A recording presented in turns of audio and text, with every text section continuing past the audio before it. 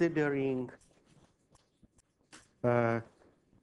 Lorentz invariant the notion itself of Lorentz invariant series, right? And the definition of Lorentz invariant series was based on using Lagrangian density. So definition is quite clear, it seems, and strict. So let me repeat, just in order this transition to this day was smooth. Okay. Of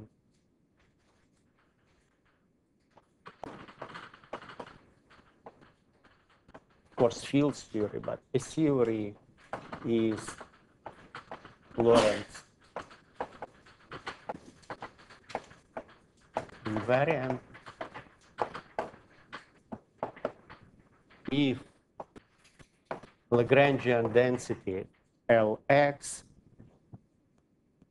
or maybe if it's, right, Lagrangian density Lx is a scalar. What does it mean? We already discussed. It means under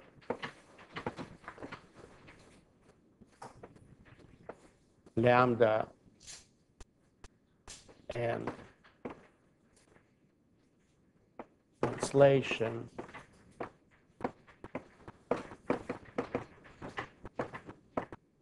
we have this transformation. Lx goes to L. Actually, we consider only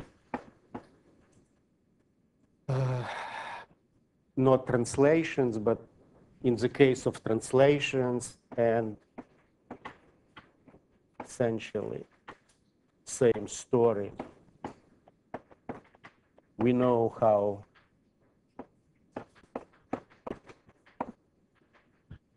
so this is lambda transformation, Lorentz transformation, and this is we considering translations by 4-vector A mu.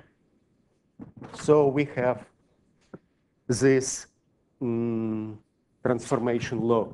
Actually, let me say there was a question last time concerning possibility of additional surface term. No, actually, my response maybe was not clear.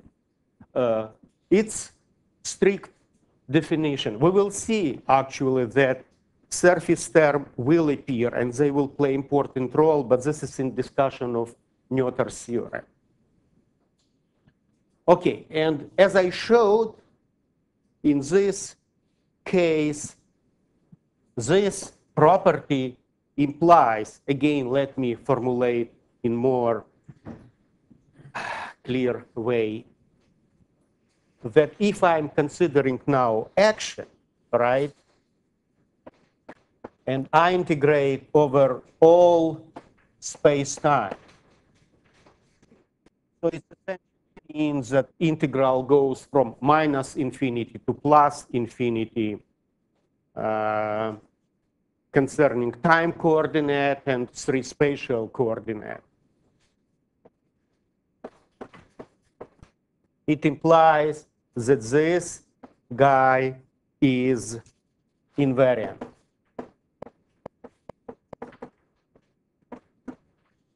Under those lambda transformation and A. I showed that it's connected, of course, with the point that Jacobian is expressed through determinant, actual absolute value of determinant lambda, and it's 1. And in the case of this simple, actually, transition, right, x minus y, Jacobian is 1, of course, right? So it's even simpler in this case. So this guy is invariant. This is what we considered last time. Okay. Yes, so some questions here. So Lagrangian density should be scalar. It's easy to remember. And then transformation law is key. This is main point. And now what we will do, we will consider our example. We know Klein-Gordon field, and we will show that it's Lorentz invariant just by using this definition.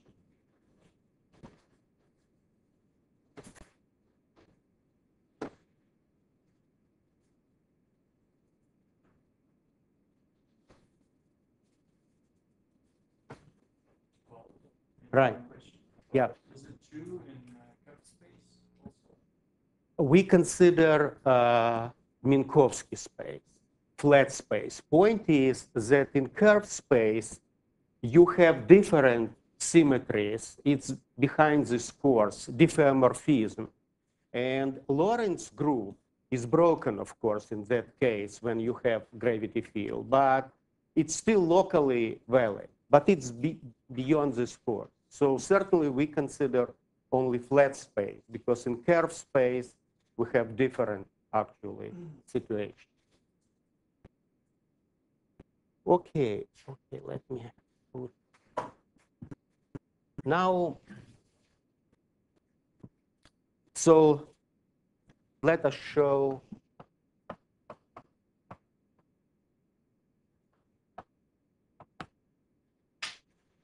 that KG Klein-Gordon theory is Lorentz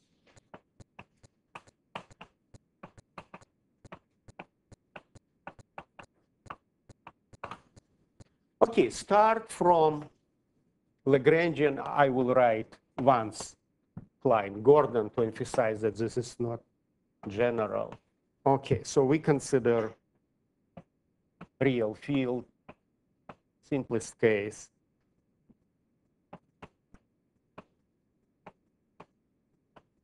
So we should prove this property for this Lagrangian density. Start from this term, which does not have derivatives.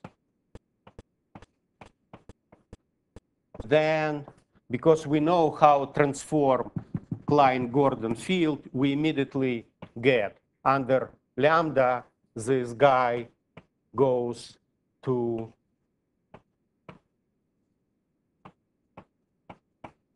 so it's evident in this case, right? I will not write the case of translation. It's evident, right? Because it's much simpler case. It's always satisfied.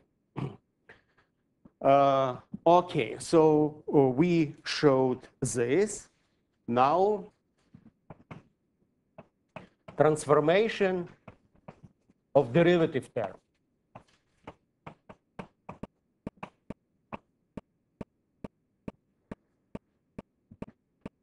D mu x phi x.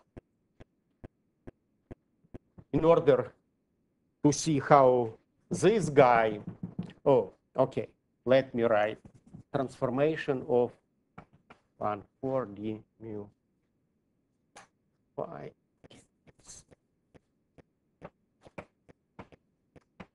Okay. Take first just one derivative, right? I will write explicitly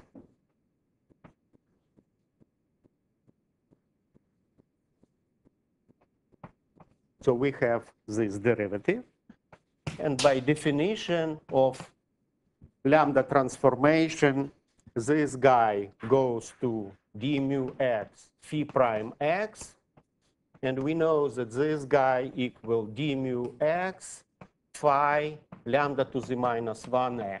This was definition. Now chain rule use.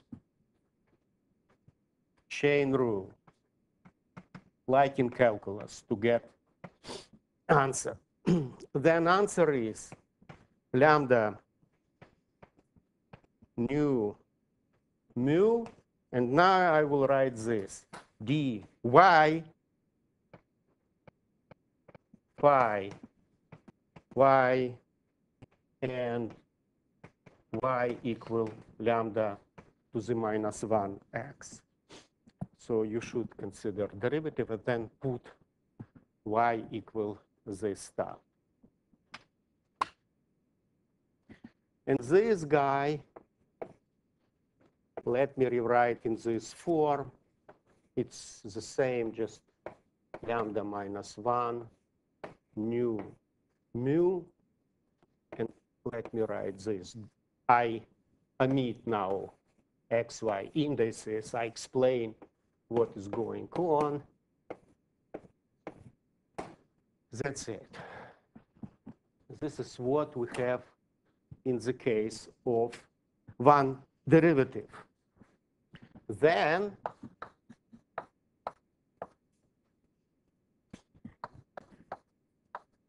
let's take this derivative term itself. Okay, this is this guy. We should introduce metric just to be explicit. And now we should substitute. This is, okay, how it's transformed.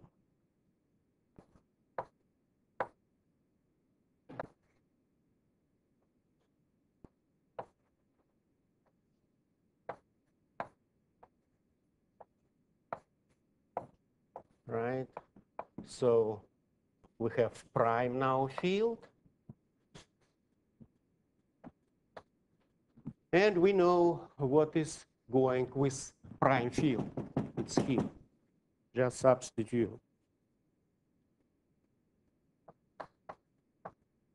So we will get 2 lambda. So for first term, we have this.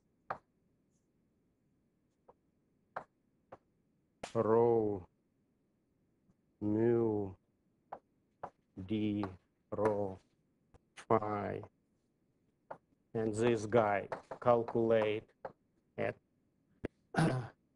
lambda minus 1x point, and we have another guy lambda minus 1 sigma nu d sigma phi, and again at same point. Right, so I use this stuff, and essentially this stuff.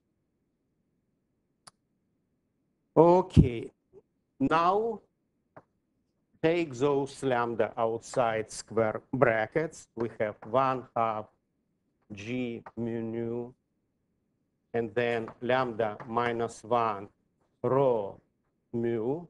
I took this guy. Then I took second one, lambda minus 1. Oh, okay, sorry. Yes, sigma nu.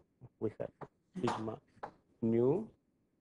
And then we have quite simple stuff. Field calculated at lambda minus 1x. And now crucial point property, invariance of the metric. So we know that metric does not change under those transformations. This was definition of Lorentz symmetry, right? So I use G is invariant.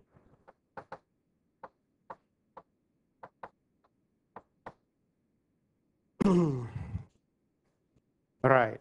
So because of that, what we have, I get 1/2 G rho sigma, and this is guy is D rho phi D sigma phi at lambda minus 1x. This is actually what we need, right? Why do we have one lambda minus 1x? Sorry, here? Yeah. This is just argument, Oh, okay? So both this field has same argument, that's it, right? So it's argument. So this field, this is function, depends on this argument, okay? Okay, this is essentially, now we can write, this is same as to write this stuff. Okay. 1/2 d mu phi, and lambda minus 1x. This is what we need. So we proved this term transform as scalar, right? First term in the Lagrangian. Now second, more complicated term connected with derivative term. Same story. So it's same term calculated at different point. So from here, we proved that Lx goes to L lambda minus 1x. So this is QED. So this is means in math, we're done. I forgot this is Latin, it seems, expression. So we proved QED, Q dot ED, not quantum electrodynamics. Okay, so that's it. That's it. Now let me be kind of generous and to show everything in detail here. Later, I will change this policy, otherwise we will go very slowly. But this is basic points, and I believe one should consider them in detail. You also could formulate Lorentz invariance of your theory a little bit in different term. Formulate like that.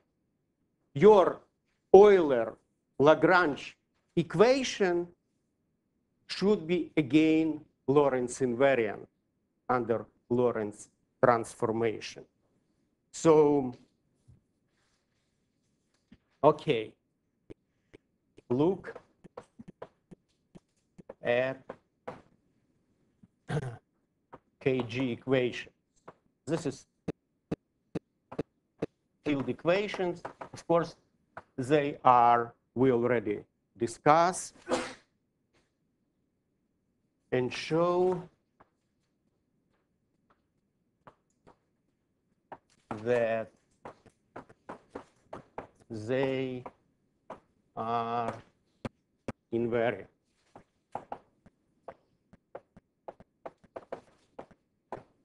I will write now under lambda and A, but translation. This is right, translation, but it's trivial case translation. It's evident. Okay, so we know this equation, d mu plus m squared phi x. But now let's work this stuff. So again, it's important to put this explicitly g mu nu, d nu plus m squared, and put goes, of course, not equal, but this lambda transformation, this guy goes to this. Now repeating as before, we have this g mu nu lambda to the minus 1 rho mu lambda to the minus 1 sigma nu times d rho d sigma phi plus m square phi square, and I will write this their argument outside bracket. And again, repeating this remarkable property of Lorentz symmetry that this guy is invariant, we come to the answer, okay, right, to the answer that this guy is d rho d sigma phi plus m square phi at lambda minus 1 x. And this is standard form of the equation d mu plus phi plus m square phi lambda minus 1 x equals 0. So you can see this is same essentially derivation, but you can see it's really invariant. As I said, translations is absolutely trivial because translations are blind with respect to derivatives. Derivatives are unchanged. Okay.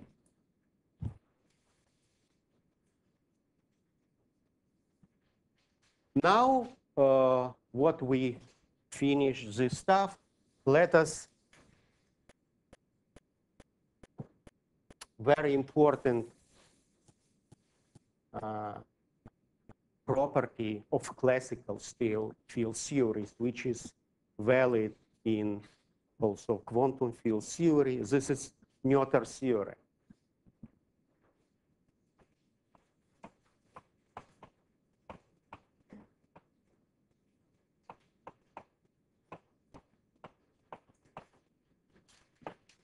Okay, so this stuff, Noether's theorem also is discussed in Peshkin book. I will not change too much this stuff a little bit.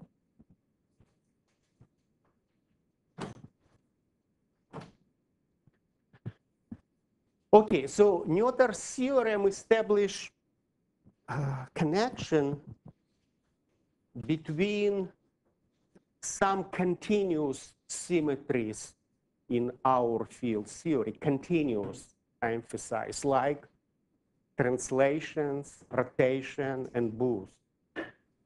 They're connected with Lie algebra because we have discrete symmetries like parity, for example, reflection, right, of time. They're not connected, they are irrelevant for Noether's theorem. So this is relations established.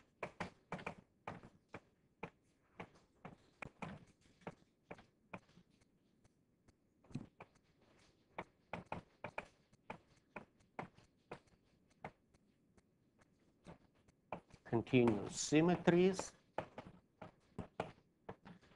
and some conserved current.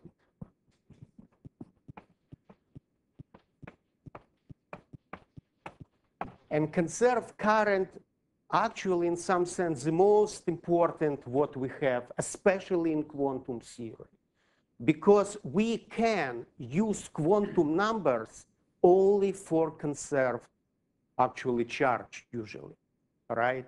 So this is really fundamental, and conserved currents. Of course, the most known and most important in our everyday life is what current? Electric, of course, right? Electric current, it's conserved, we know this. But there are many others in principle. and conserved current.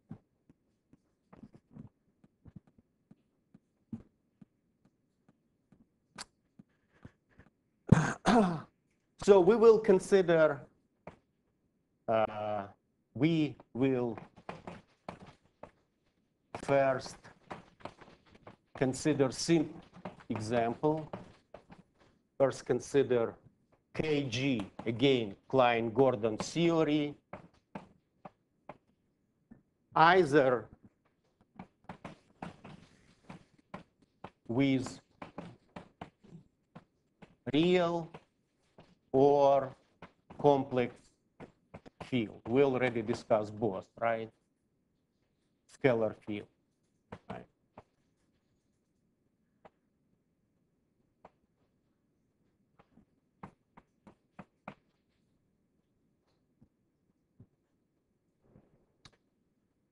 Okay. Just in order, first of all, we should introduce, like we consider Lorentz invariant in this case. Now we should consider strict definition, what we understand under continuous symmetries of our theory. Okay. So this is continuous symmetries definition, right?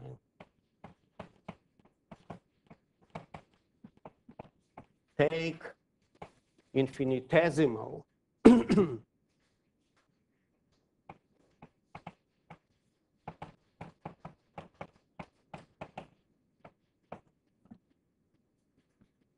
transformation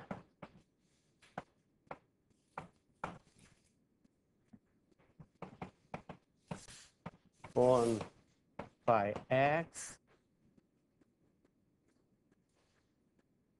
which can be written as phi x. Again, we use goes to phi prime x. This is infinitesimal, right? So I write in this general form. Phi x plus linear term alpha, I will use for parameters, which could be translation, which could be different parameters connected with our continuous symmetry. And this guy, so I will come to that, where alpha very small, infinitesimally small, and this guy some deformation. We will consider example of phi x. You see, continuous already appears in that you could consider continuous values, right? Not like in the case of parity symmetry, you have +1 or -1. That's it. You cannot consider it continuum number. But here you could any very small number, 1 billionth. This is continuous symmetry. Angle, or in the case of boost, or A in translations, it's clear. This is continuous symmetry. Okay. Of course, in the case of complex field phi,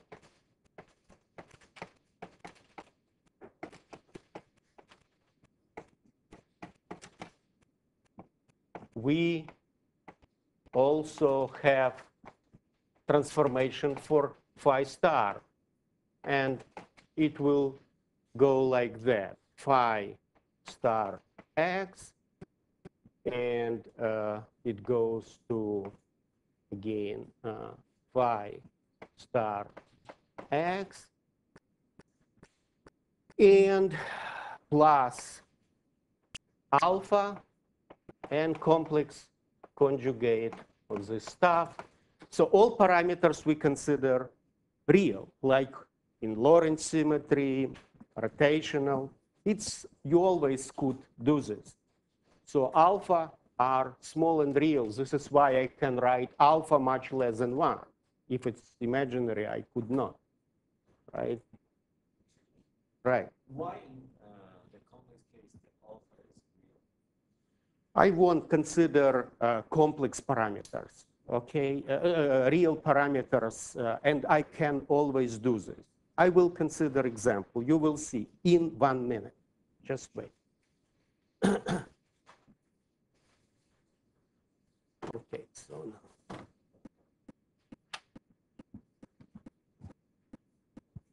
Example, less than 1 minute, even better.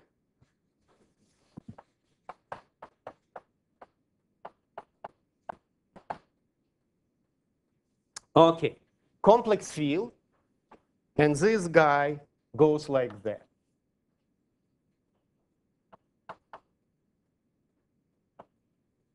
Phi, and phi star goes to phi star. Okay, so you can see it's complex transformation, but parameter alpha is real, something like that. And this I could write when alpha is extremely small. So it's approximately is phi goes to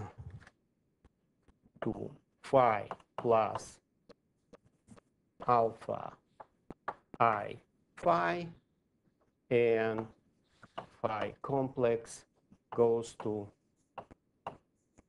minus alpha. Okay, maybe I will write in this way.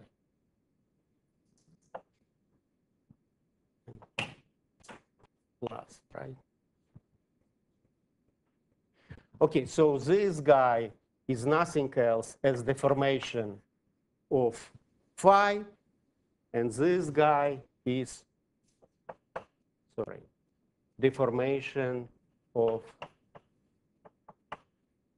complex conjugation. Okay, so you can see you can always pick up real alpha because all imaginary units goes to the field, okay, in the case. So it's written like that. Okay, now definition. General, not to this example. We call such a transformation means here.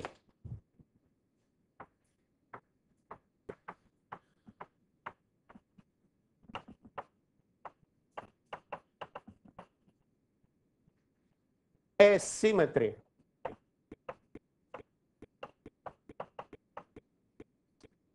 If it leaves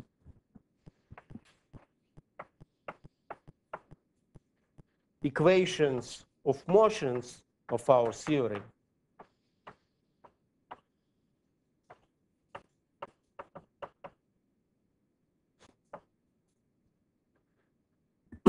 in the bulk, it's always but I would like to emphasize, in the bulk, Euler-Lagrange equation takes place only in the bulk, right? I emphasize many times, and let me emphasize again. On the boundary, everything is fixed by our hands. Motion in the bulk, invariant. Yes, yeah, invariant. If it is equation of motion, maybe it's better in parentheses to say invariant.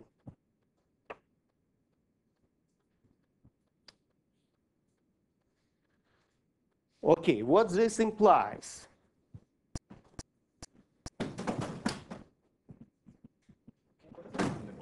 Sorry? Okay, we already a little bit discussed. for example, you have two-dimensional space. You have bulk, and you have boundary. Right? So that's it. So this is where we have equation of motion. Okay, so what it implies? It implies a property of action.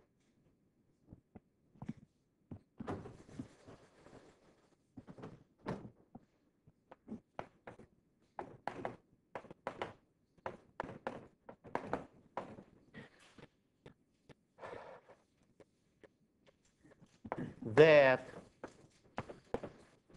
under this transformation, our action either invariant or could be changed at most by surface term. Point is that we know, I proved when I derived Euler-Lagrange equation, that they are independent of boundary condition because they're in the bulk. This implies that under this transformation,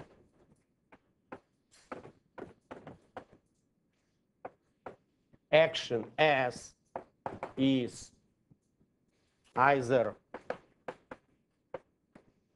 invariant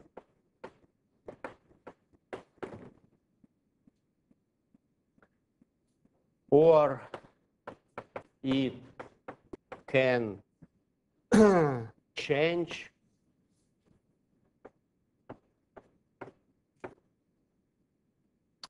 by a surface term.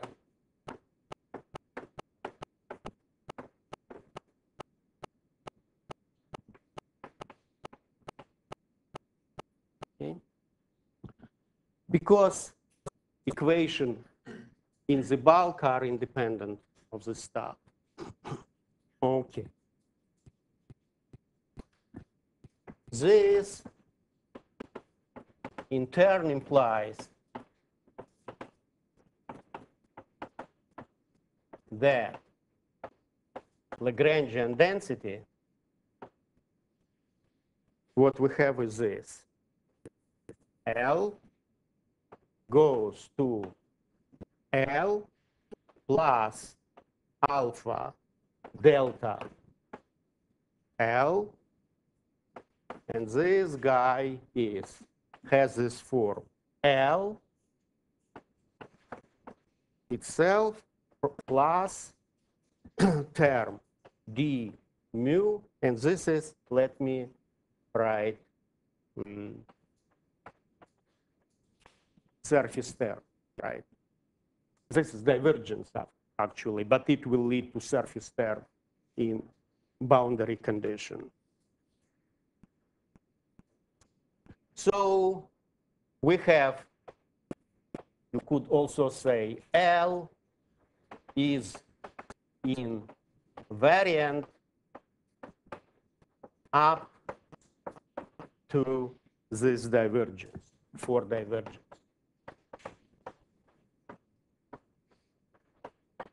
Okay, look, it's a little bit different what we had this. This is, I just said that this guy transformed like that, right?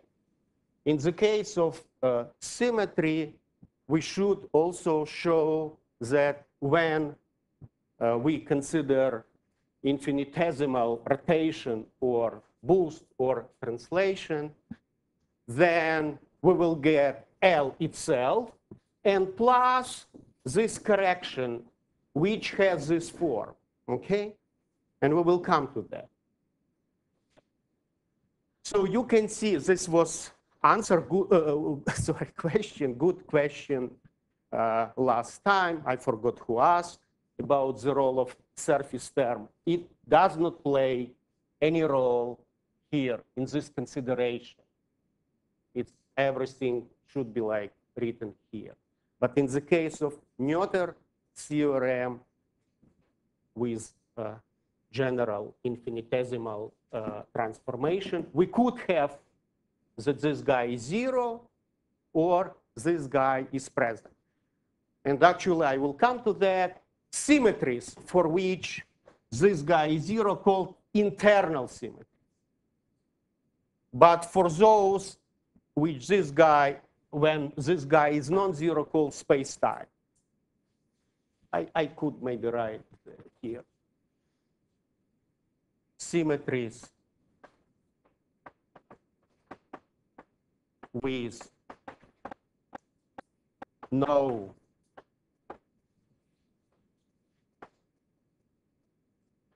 are called internal. Internal means that they do not touch space-time coordinate.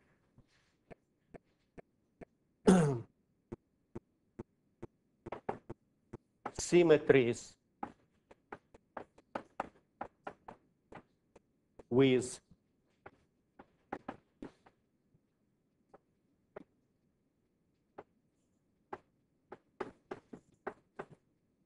are called space-time. And we will see that this is take place for Lorentz symmetries and translation. Okay, so let's go.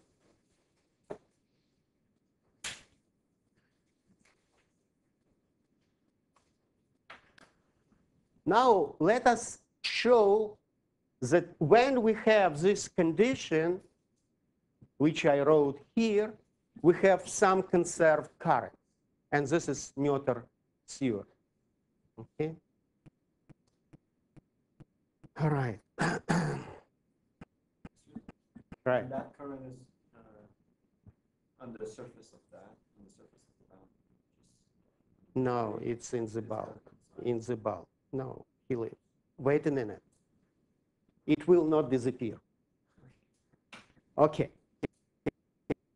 So, right. Okay, let us, for this, okay, so we have this transformation, right? Look. Then let us evaluate what happens with Lagrangian density under this variation. This is very similar to what we did when we derived Euler-Lagrange equation.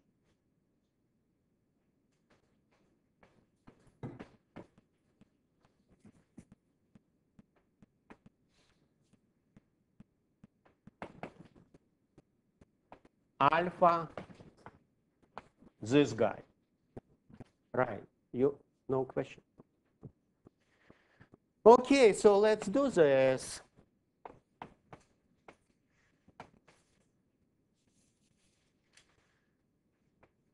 This is very, very similar. We know how field transform, then we evaluate function of the field, and Lagrangian density is.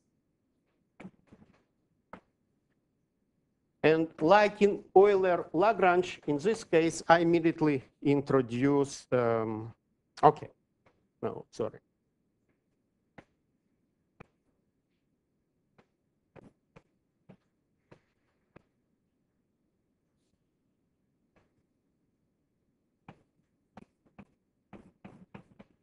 So this is plus, I will write in this square plus terms complex conjugate if we have complex field, right?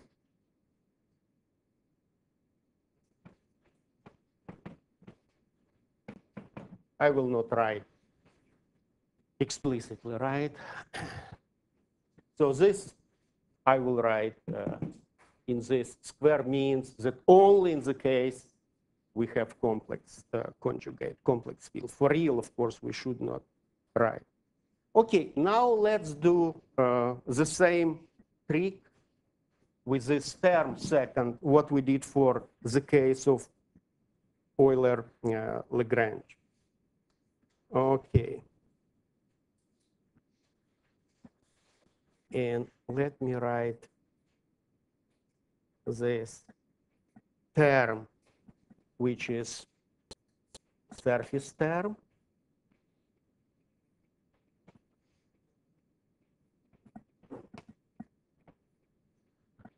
And this is what we have. Minus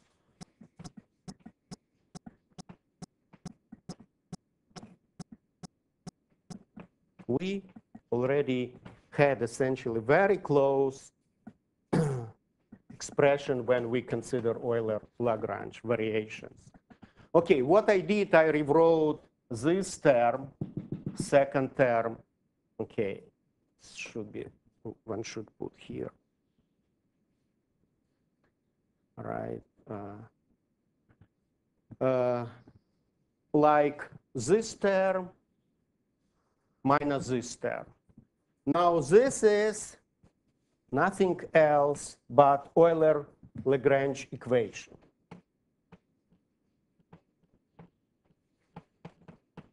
Equation term.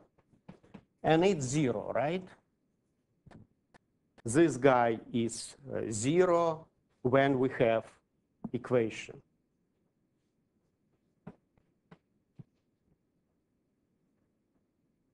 So this last term is 0 because of Euler-Lagrange equation. Okay, good. Look, we got what we want. We indeed showed that for variation of this type, we have only this divergence. And now we should use this. Let us assume that we, on the other hand, have this general form. Then from this equation and this equation, I have d alpha d mu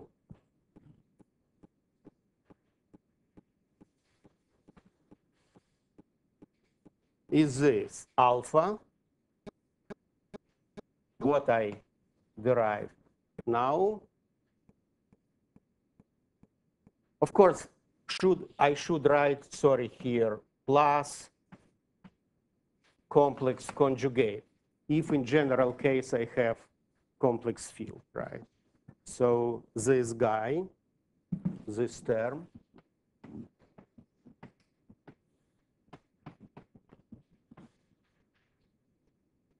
plus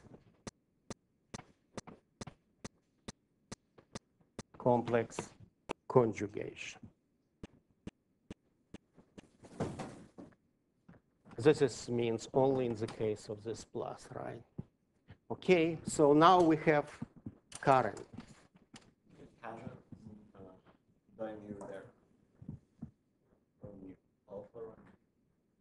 Oh, okay, sorry. Of course, thank you. Thank you, sure. This time, thank you.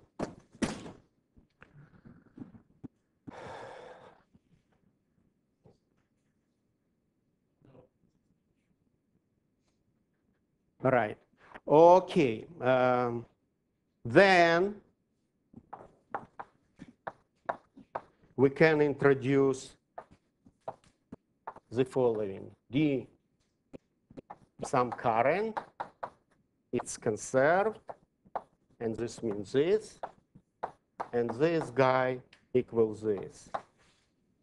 D, L, D, D, mu phi delta phi minus this surface term. So it's, you see, quite easy get current in general case. So transform Lagrangian density, write, and we will consider example, of course, write in this form if you're lucky. If you're lucky, because if it's not symmetry, you cannot write in this form. You see, this form implies that it's symmetry. If not, you have more complicated variation, not just this divergence.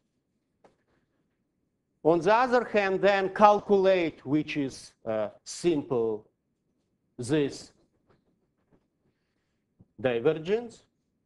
You know, of course, this transformation, this deformation, and that's it. You have current.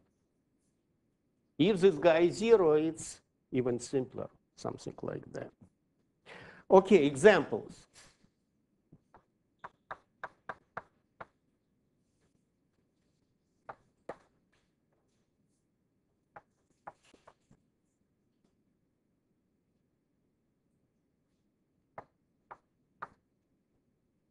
Real massless field.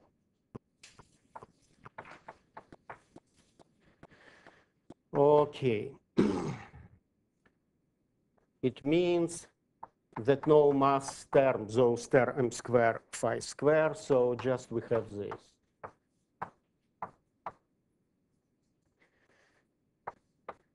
A symmetry.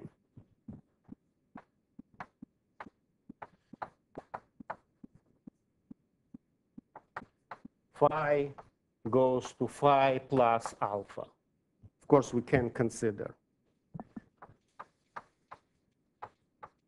Then, no easy to check divergence term in this case, and we get our current. Okay, it's here, right?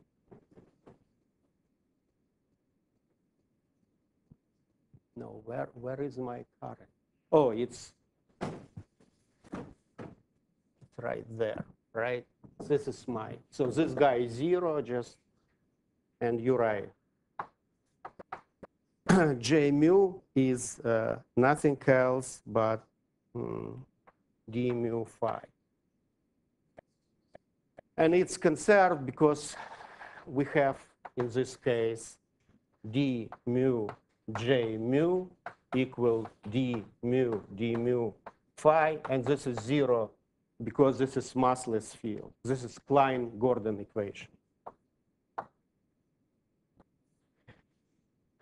Now B, complex field. And we consider what I already consider this transformation loop here. Let me call it.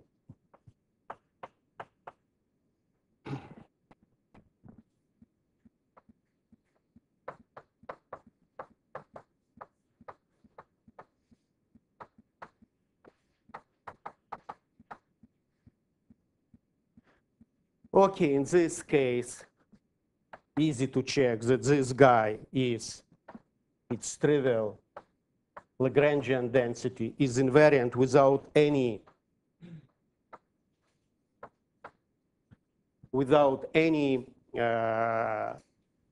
for divergence term, right? Because this guy, you can see, just cancel in all terms. Those exponent cancel, and it's invariant. So from here, conserved current will be everything written here, right? I calculated delta phi, everything is calculated. Okay, let me even write. So we have, in this case, delta phi I, phi, delta phi star minus I, phi star, and then we have J mu. Let me write answer. If you substitute, depends on x, and this is this.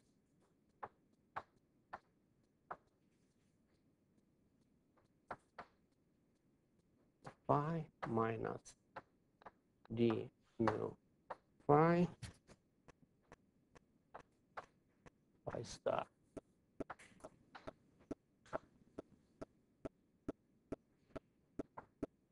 Okay, in this case, as I said, J mu equal 0. So we do not have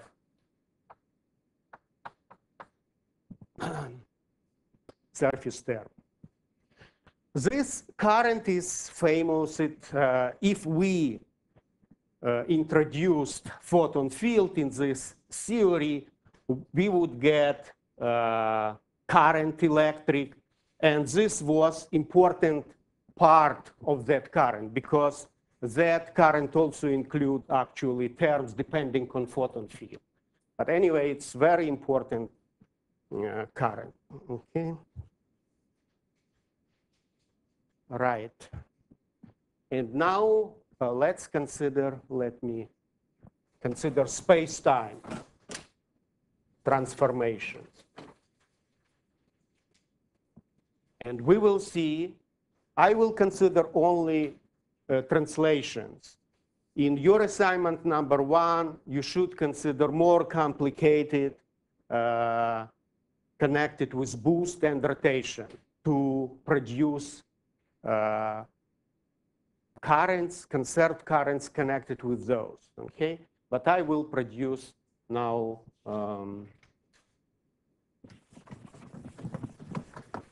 currents connected with translations.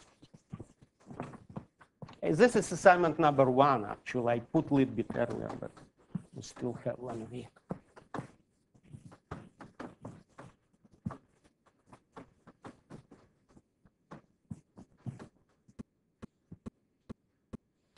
Okay, let me.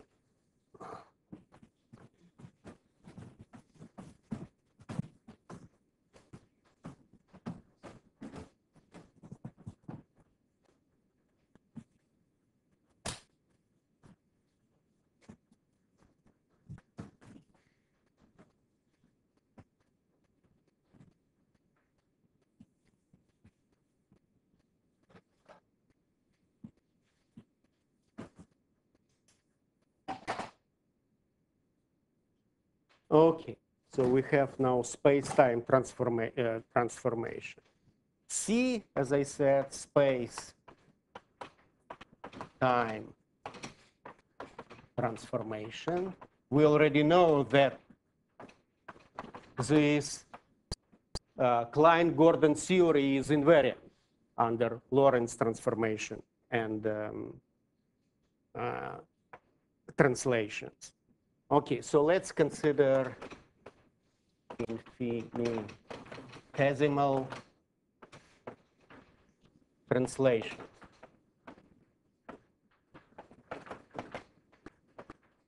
I will consider, not to bother myself, phi to be real, but it doesn't matter.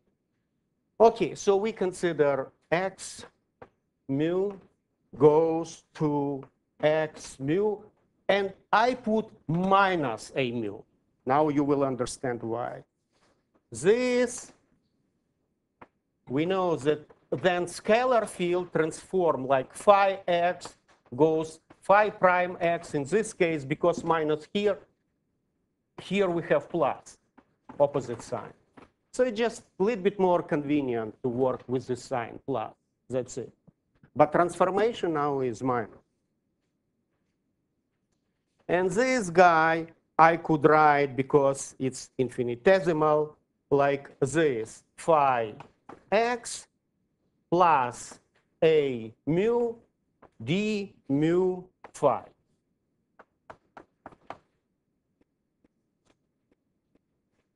Okay, those guys are our alpha. We have 4 alpha now, right? 4 alpha, because different translations, time and 3 spatial. And this guy, delta mu phi, we have 4 deformation, because for each of those translations, we have its own deformation. And this guy is here.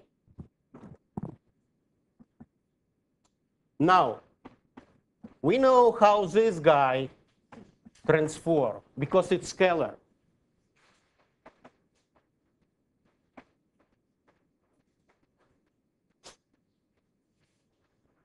This guy goes like scalar field. X goes to X plus A. No change of the form. So it implies that we could write, again, infinitesimal form L goes to L plus A mu D mu L. And I will write, it's just identically this guy like L plus A nu. Here I put delta mu nu L. Oh, sorry. I should put the mu.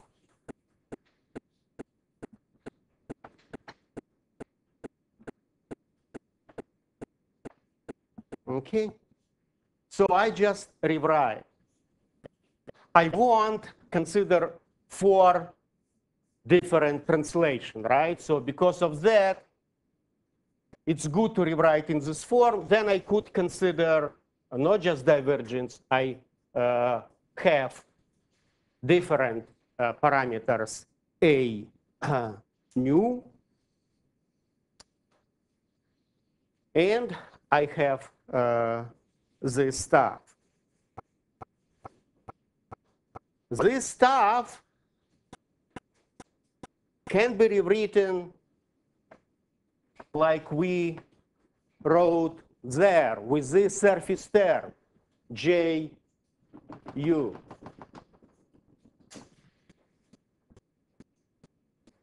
And now this guy, let me write nu, because we have 4 currents. And we have 4 different surface terms for them, which is G mu nu L. Okay, right. Of course, you know that G mu nu is nothing else but just usual Kronecker, right? So, but I wrote in this form. But this is usual delta mu nu Kronecker when we have those indices like in this form. Okay, so in this case, we have 4 conserved currents.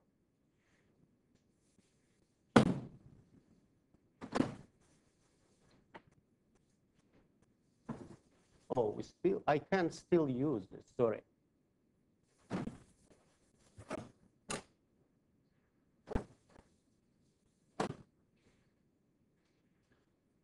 Okay. There are 4 conserved currents.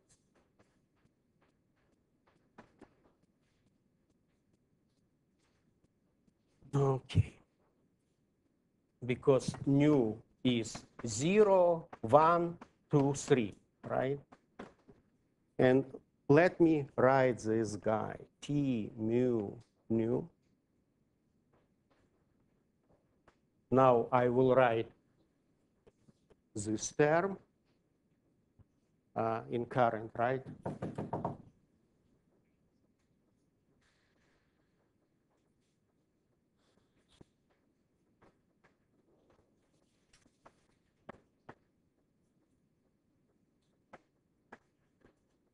My deformation is just d nu phi, right? We know this. Deformation is quite simple in this case, right?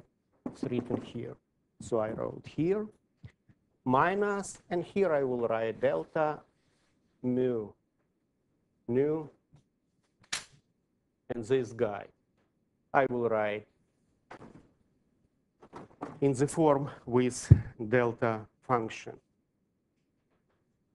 We actually got great for remarkably conserved current. So we have d nu t mu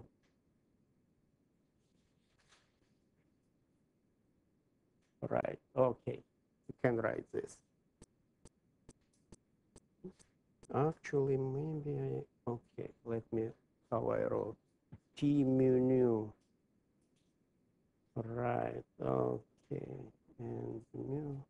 Okay, I could do this. Maybe it's better to use, right, t, just, what would be better? Okay, t nu. Okay, maybe actually a little bit, we can of course consider d mu. So let me a little bit change d mu. No, it's okay. Right, it's okay because nu is connected with this stuff. Actually, in this case, it should be written like this: d mu, t mu nu equals 0, and nu 0, 1, 2, 3. Right. Of course, I could consider. Okay, let me.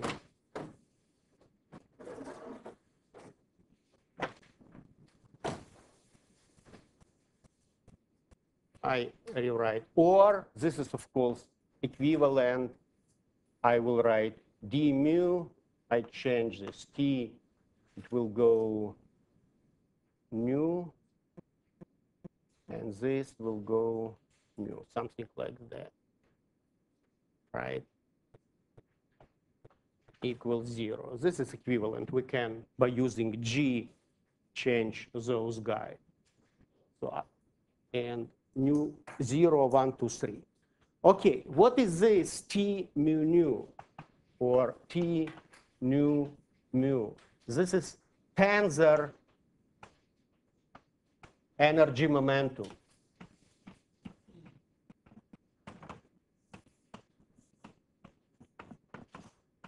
It's called in literature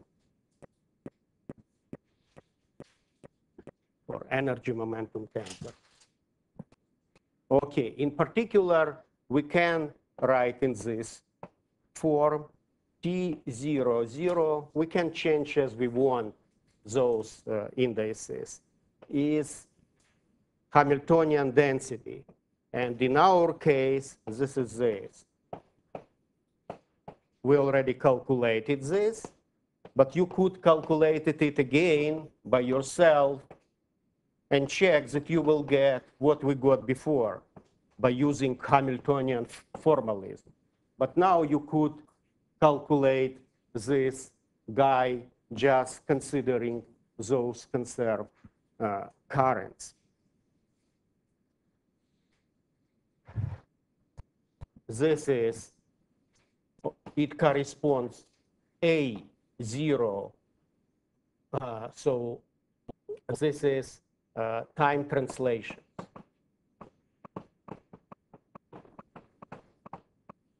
And now spatial, we will get this. Again, calculate by yourself, and we will get this, minus pi di phi. I, of course, 1 to 3 now. And this is same like minus phi dot, because pi equal phi dot, di phi. You see, I started from I up, but put down, and I put minus. Down is more convenient because it corresponds to differentiation with respect to upper coordinate. We talked about it. Okay, so this guy is T or 0. And let me actually write, sorry, introduce this. This is T, which is, we can use this. This is momentum density. So this is energy density, but this is momentum density.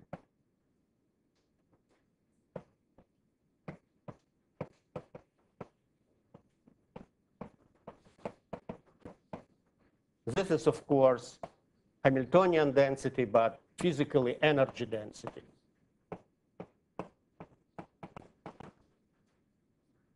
Now, with each conserved current, we have conserved charge.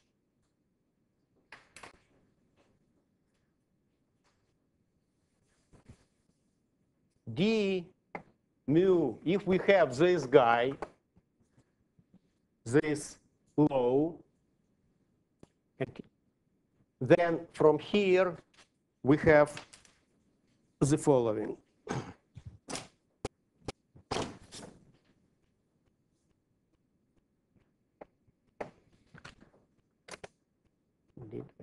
Okay, let me consider just EG 0 D T and minus grad J. Okay, now from here, what we have? Introduce current, charge, Q, and this guy equal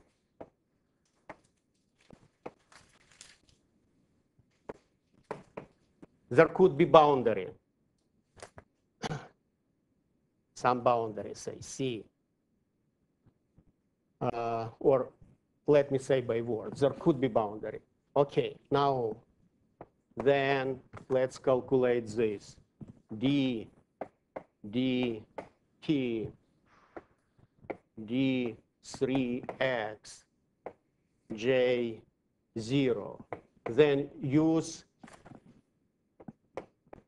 you should stop me, I should write equal 0 here. Now use this equation, then we have that this equal D3X grad J. Now use Gauss theorem. There could be boundary, as I said. We can add something like. Then we have that this guy equal space boundary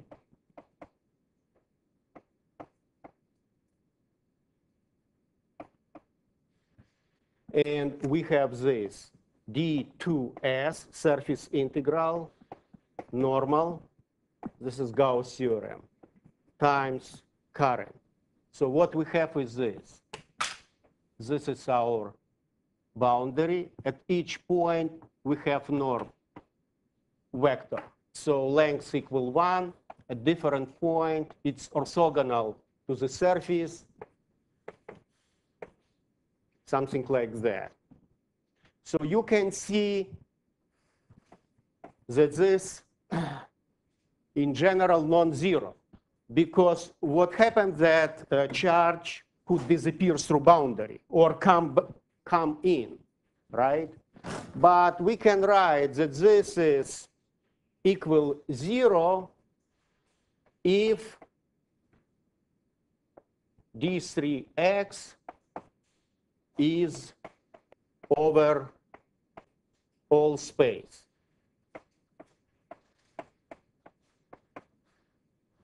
It's actually not exactly correct. There are subtleties.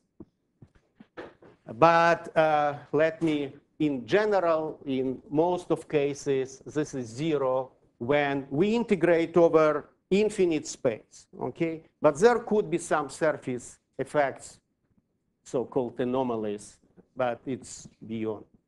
We don't need to discuss it in this course. There are a lot in quantum field theory, or, you know, sometimes I just want to mention this, but that's it. Okay, some questions here. Yeah, go ahead. What is the physical difference between saying that a theory is Lorentz invariant and saying that it enjoys Lorentz symmetry? Right. Great woman, her name is Noether, proved that if we have the first Lorentz symmetry, Lorentz invariance of the theory, then we have, as I showed, conserved currents. I only showed you the derivation connected with translations, right? So it's now we have in homogeneous Lorentz group or Poincare, which include both translations and Lorentz transformation. But you still have 6 more conserved currents here. You should show in assignment number 1. Try at least. Connected with rotation and boosts. And this was shown by Noether. Before her, it was unclear. You know, it was so unclear that one of the greatest mathematicians of the last century, Hilbert, who was her supervisor, did not know this. And he learned from Noether. And he used this when he introduced independent law of Einstein, actually action for gravity. So why it's called Einstein-Hilbert action. And he refers in that paper that recently Frau Noether proves this. She was very young at the time, maybe a kind of postdoc or graduate student. So it was just crucial step. Nobody, even great people, did not know this connection. That if we have invariance of your theory, and this invariance connected with continuous symmetry. As I said, for example, invariance with respect to parity, when x goes to minus x, or all spatial coordinate, it does not produce any current. So this is a kind of one of the basic things. So have I answered your question? No, Not yet, okay. What I originally asked was this. So when you define symmetry, you said that the equations of motion of your theory are invariant, but your Lagrangian actually can have some extra terms. Yeah, no. In the case of invariance, I said today that its Lagrangian density should be transformed like scalar. That's it. No, it just goes like L goes to, yeah, like scalar. So that's invariance, Lorentz invariance. It's Lorentz invariance. So when I say Lorentz symmetry, no, it's Lorentz symmetry. But you have conserved currents. Who tell you that in the case of symmetries you have conserved currents?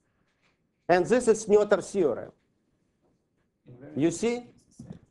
Invariance, but Noether proves that it implies conserved current if your symmetry is continuous, okay? So you have new thing, conserved currents. And this is new thing, right? Okay. How is generally defined the charge? I mean, is that just like... This is definition. You have conserved current. Okay. And then you just write this integral, that's it. Just in 3 dimensions. You can write in 2 dimensions if you like. It depends on your theory. You could consider plane quantum field theory, which are very popular now, or 4-dimensional, 11-dimensional, 26-dimensional, go ahead. Just integrate over all spatial coordinates. Mm-hmm. That's it. And can you get the, like, for example, electric charge like this way with the yeah, sure. electrodynamics? Absolutely. So you just consider this guy, put 0 here, you will get density and integrate. Exactly. Charge exactly in this way appears in classical electrodynamics. Exactly. But of course, it was introduced before knowing Noether theorem. Yeah. Right. But now we know the basic, and one can write for many different theories, and we have many now still in high energy physics, conserve current solve, which is wonderful. Actually, the main successes, especially in 60s and 70s, and the construction of standard model was connected, if you want, with Noether's theorem. That you could write all those different charges, baryon charge, lepton charge, hypercharge charge, electric charge, and many others. Right. Can we consider transformation when we, like an example, when we transform a real scalar field to complex scalar? I don't think so. Yeah, I don't think so, right? Okay. But anyway, so let's go further, and I will show those examples actually now. Right, I used, it seems, everything here. Let me go here.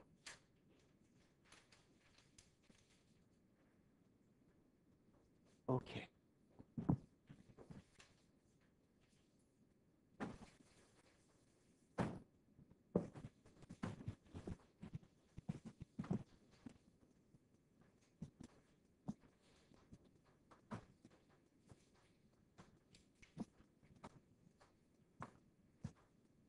Do you have this idea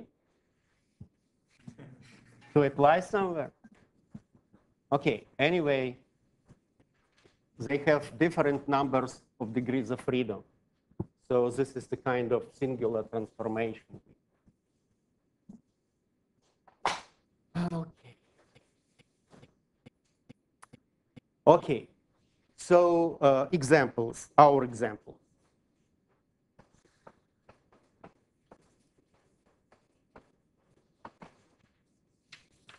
A, I wrote all charges already, right? This is real field transformation. D3x is this.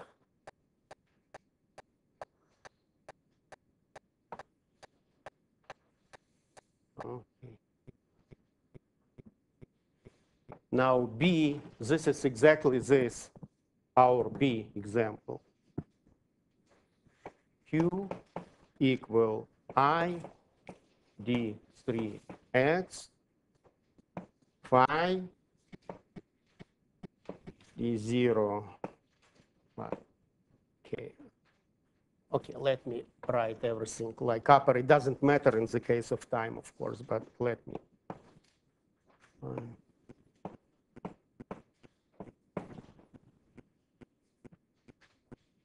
See, this is our translations.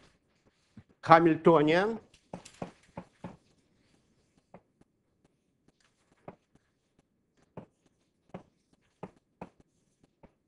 this is energy, right? Energy is conserved. And substitute this H, or I could write, we many times already evaluated this stuff.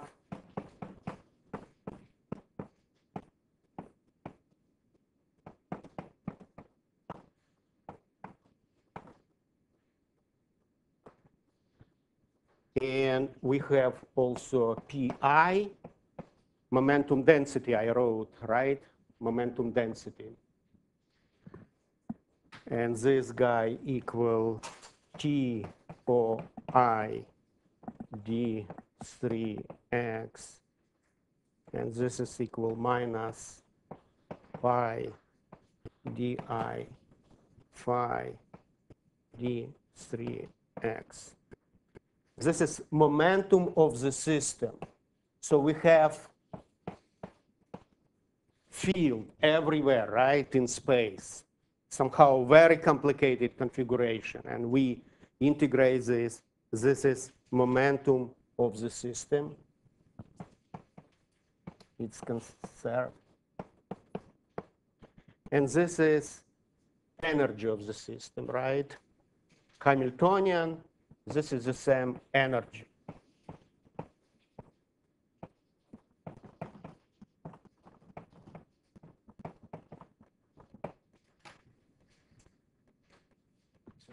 Right. By the way, by this theorem, we derive the conservation law of energy from the Noether theorem, no? That's correct. Yeah, right, exactly, exactly. So in very different way, right? This is a kind of regular method to produce conserved currents. This is why Noether, this is breakthrough achievement.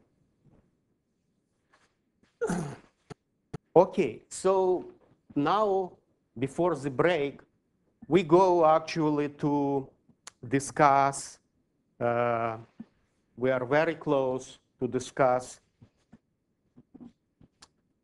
to start discuss quantization of fields.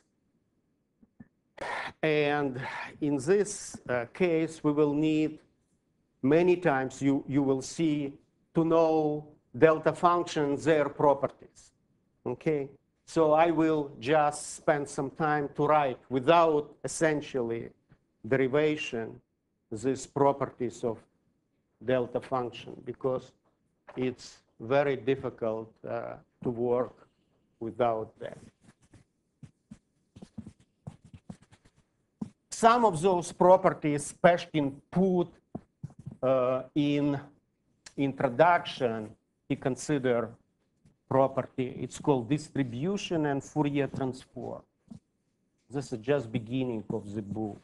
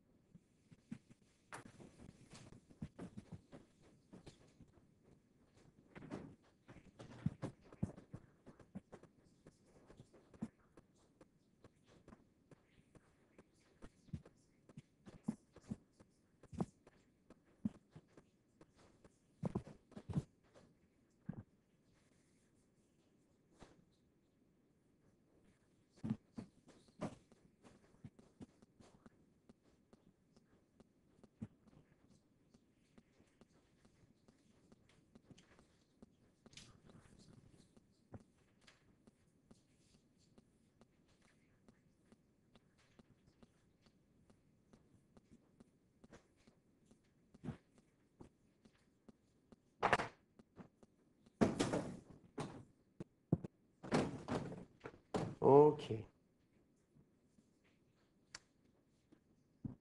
Properties.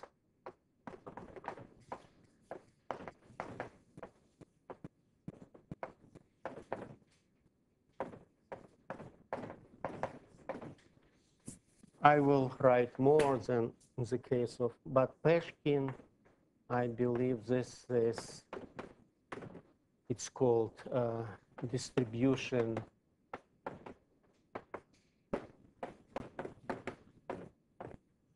and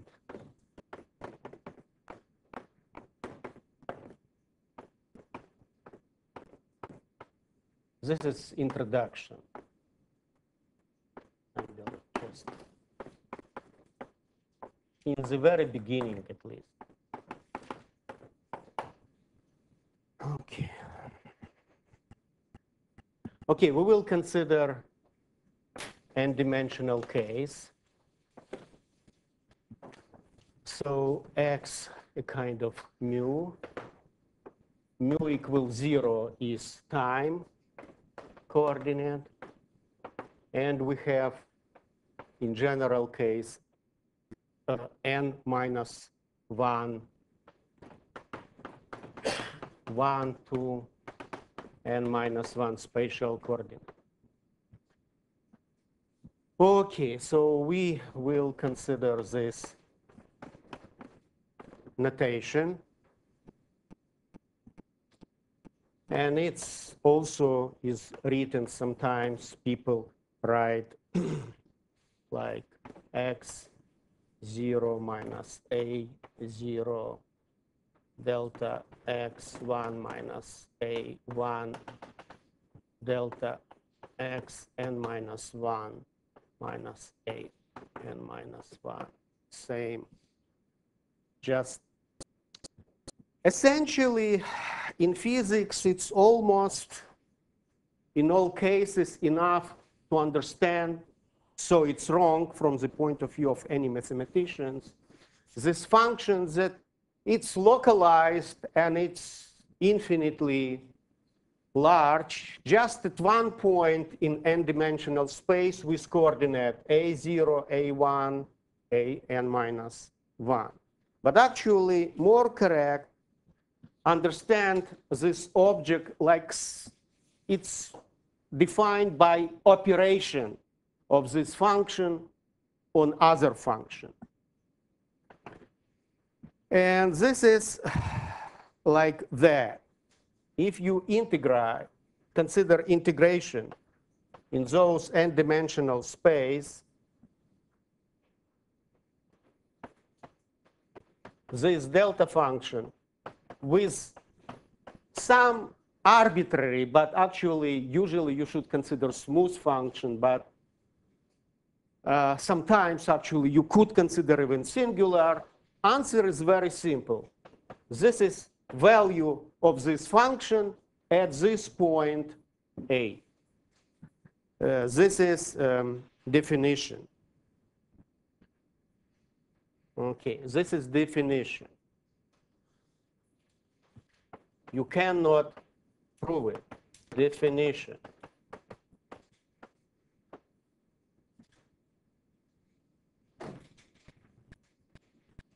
Now, Fourier transform, because we will work a lot with them.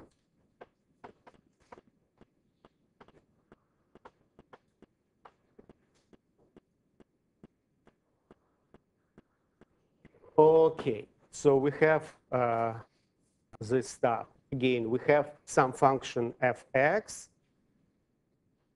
and we consider Fourier transform, which has this for d n k 2 pi over n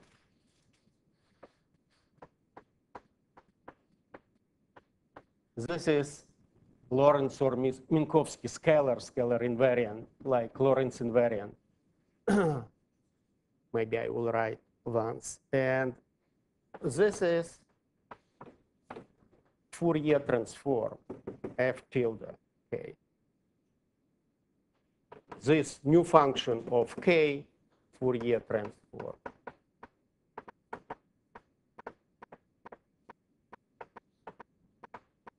Okay, so kx, it's like we use, it's k mu x mu. So it's Lorentz invariant.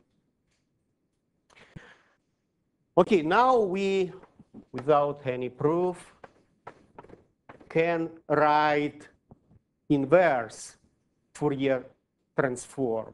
So we express f tilde k through fx, and this is result.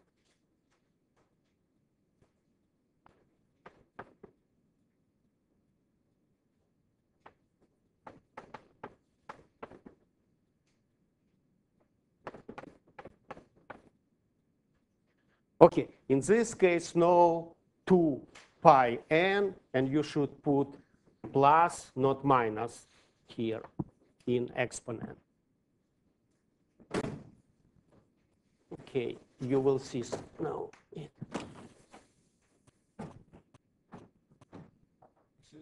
Right. Just that k dot x is k mu x mu, yeah? Yeah, I wrote this, right? Oh.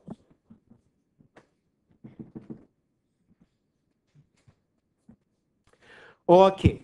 Now let us consider Fourier transform of delta function.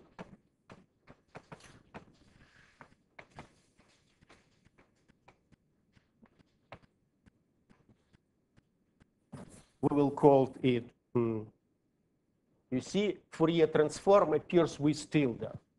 So delta tilde, okay. Maybe I will write.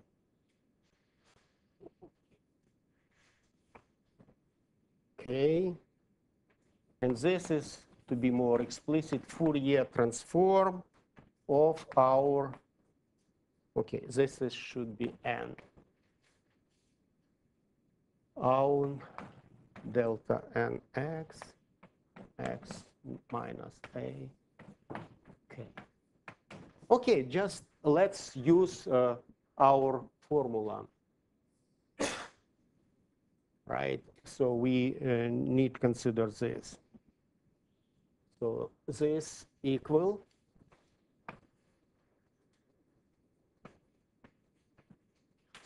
use this formula. Okay, let me call it 2. Okay.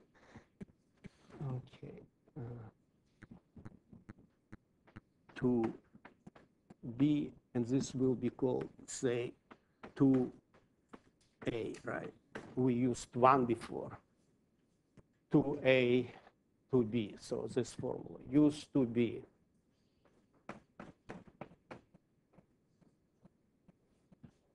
Okay, so this guy equal integral 2b, right? D n x and delta n x minus a. But we know how delta function acts. This is nothing else but this exponent. Right, that's it. So this is Fourier transform. So we can write then that delta from here, it follows. Now use 2a, that delta and dimensional x minus a could be written as n-dimensional integral 2 pi n, and substitute instead f tilde this answer, then we will get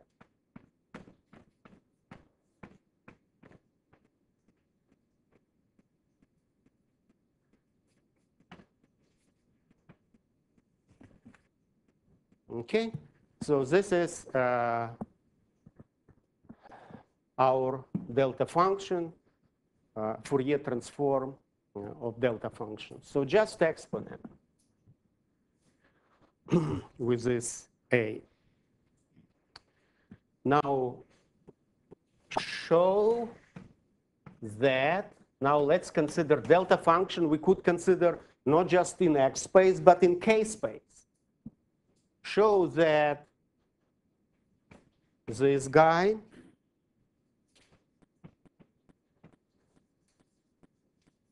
delta n k, so I put a now equal 0. I will show this. Show that this guy is this d for x 2 pi n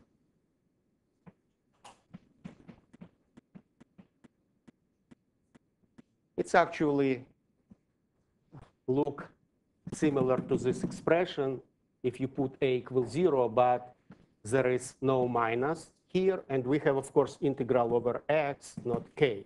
It's a kind of inverse transformation, right? Okay. Okay. Now take f Fourier transform of this guy. We can consider, right? X. We have expression for, you see, this guy, use 2a, right? So I know how this guy acts, and I equal use used to A. Then I have this. That this guy, which depends on X, and I use this, will be D n k over 2 pi n exponent, and f tilde is nothing else but delta nk itself, right? It's function of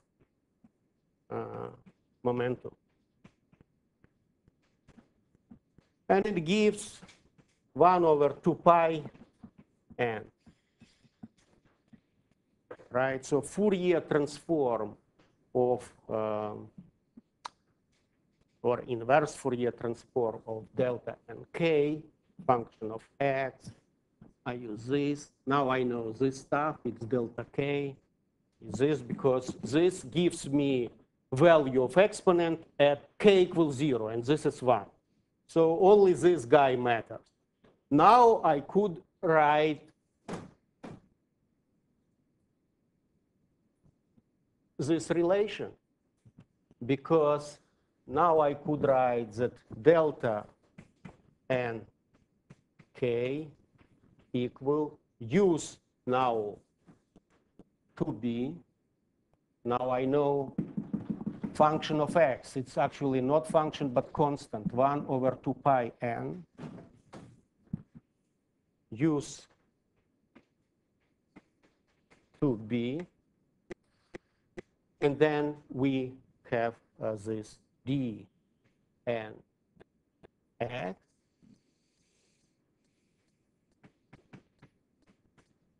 times, and I substitute this guy. But this is exactly what we need. dnx over 2 pi n and exponent. It's very useful formula. So we kind of derived this expression. Okay, it should go there. And now a little bit more without proof. In the case of properties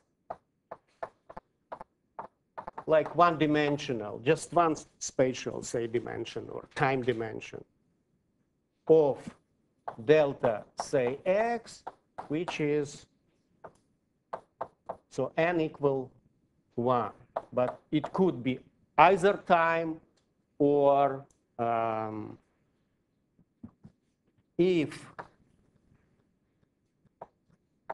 a spatial. Let's assume that we have delta function not of x, but some function of x. Then this guy, without proof, is sum over all zeros. So this function could have 0. You take this solution, and it leads to x 0, 1, say, x 0, 2, up to x 0, say, k, right? Maybe k is bad, r, just k momentum. So many zeros, maybe nothing, no zeros. But anyway, you consider summation of terms over all those zeros of this function, evaluate derivative of the function in this point, and put absolute value of this derivative in denominator, and then write delta x minus x 0 I. Okay. X 0 I are zeros of f. This is important properties. Another stuff. This is just for the real. Sorry? This is just. This is real, right? Real coordinate. Yeah. You could consider actually delta function extent in complex space. It's also possible. but we don't need this. Okay, now the last thing. If we have equation x times fx equal 0 for all x, then of course it implies that phi x equal 0 for non-zero x, right? We can get 0 if each either x0 or phi 0. Let's take all x, so all points besides 0, this guy is 0. Now what is this? And the answer, without proof, this is in theory of distribution. Phi x equal delta product, delta function x times some function phi bar x, where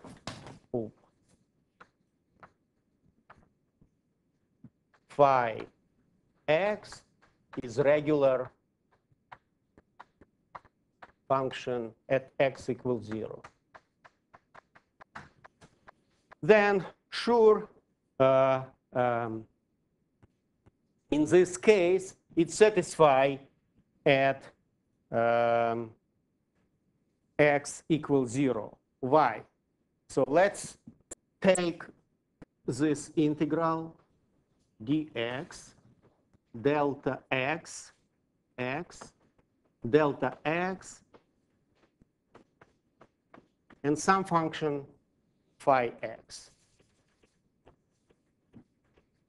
Then this is value of x. By definition, how delta x acts at x equals 0. And this is 0 because we will consider action of delta function only on smooth function. Okay? So this is quite also important. You will see quite useful. So this is, so in this case, phi x equal delta x times phi bar x, phi bar regular. It's also used. All the stuff is in theory of distribution, but of course it would take 2 terms to discuss the stuff. Of course, the delta function, we should spend 1 week. It will be enough, but we do not have time. But you could certainly do this by yourself, you know. Distribution or generalized function sometimes. Okay, when it's time to stop. Apparently questions, maybe I will start answering some question after the